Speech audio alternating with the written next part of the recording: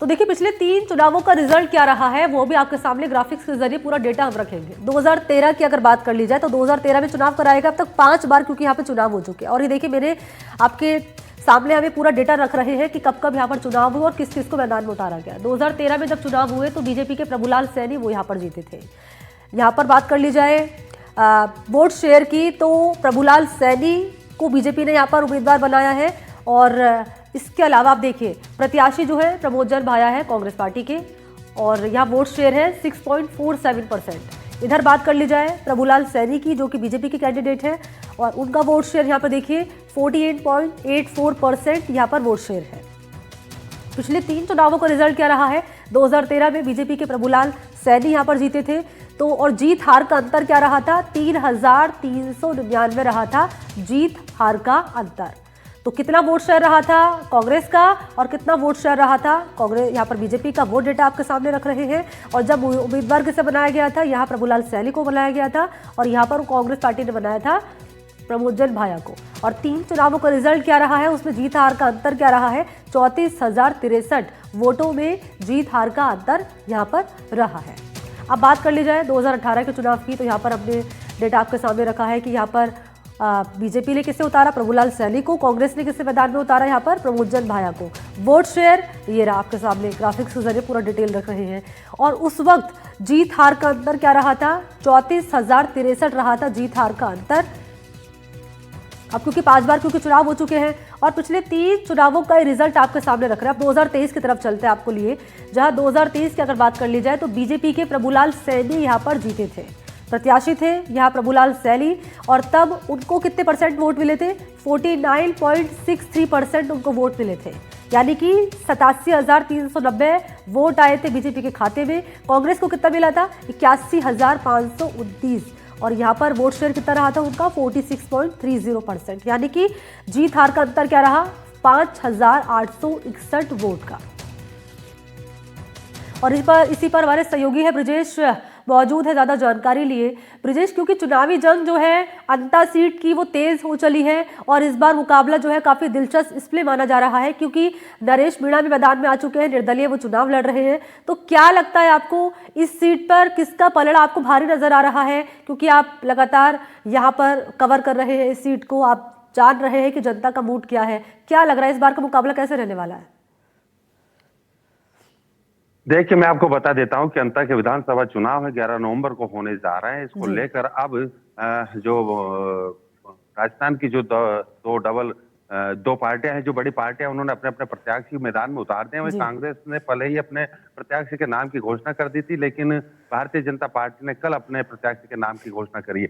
हालांकि ये सीट एक ऐसी है कि अधिकतर इस पर या तो कांग्रेस का पलड़ा भारी रहता है या फिर भारतीय जनता पार्टी का। हालांकि अब जो ये मुकाबला होगा वो भारतीय जनता पार्टी के मोहरपाल सुमन और जो कांग्रेस के प्रत्याशी प्रमोदजन भाया के बीच में मुकाबला होगा। हालांकि जो कांग्रेस के प्रत्याशी प्रमोदजन भाया पूर्व में भी 2 बार मंत्री रह चुके हैं राजस्थान सरकार में, तो वहीं जो मोहरपाल सुमन को भारतीय जनता पार्टी ने मैदान में उतारा है, उसके चलते हुए यहाँ पर माली समाज का बाहुल्य है और स्थानीय। हालांकि अंतर विधानसभा में लगातार स्थानीय उम्मीदवार की और स्वर्ण समाज के उम्मीदवार की मांग की जा रही थी। हालांकि भारतीय जनता पार्टी के द्वारा यह मांग तो पूरी कर दी गई कि स्थानीय उम्मीदवार को उतारा गया है, लेकिन वो ओबीसी से आते हैं। फिर भी जो मोहरपाल सुमन है, उनके समाज का जो यह बाहुल्य है मतदाता है वो अधिक संख्या में, और मोहरपाल जो स्थानीय कार्यकर्ता रहे हैं, लोगों से जुड़े हुए हैं और विगत 35 साल से राजनीति में सक्रिय। तो वहीं जो कांग्रेस के प्रत्याशी भी हैं प्रमोदजन भाया, वो भी यहाँ के रहने वाले हैं और यहाँ से ये 5 बार चुनाव लड़ेंगे।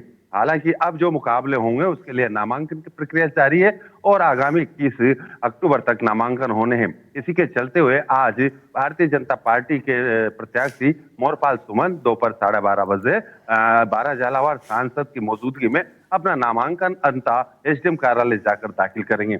इसके पश्चात से अब तो दिवाली का समय है, हालांकि उसके बाद चुनाव प्रचार भी तेज हो जाएगा। हालांकि ये मुकाबला होगा वो कांग्रेस और भारतीय जनता पार्टी के बीच में होगा।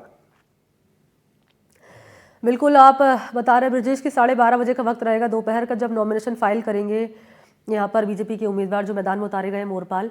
क्योंकि अभी जब हमने पिछले डेटा की तरफ दर्शकों को जानकारी दी, उनको बताया कि अब जब 5 बार चुनाव हुए तो हमने देखा कि बीजेपी और कांग्रेस में ही हमने देखा यहाँ पर मुकाबला नजर आया। कभी बीजेपी के उम्मीदवार जीते, कभी कांग्रेस पार्टी के उम्मीदवार जीते, लेकिन इस बार क्योंकि नरेश मीणा भी मैदान में है तो मुकाबला किस रूप में दिलचस्प होता हुआ नजर आ रहा है यहाँ।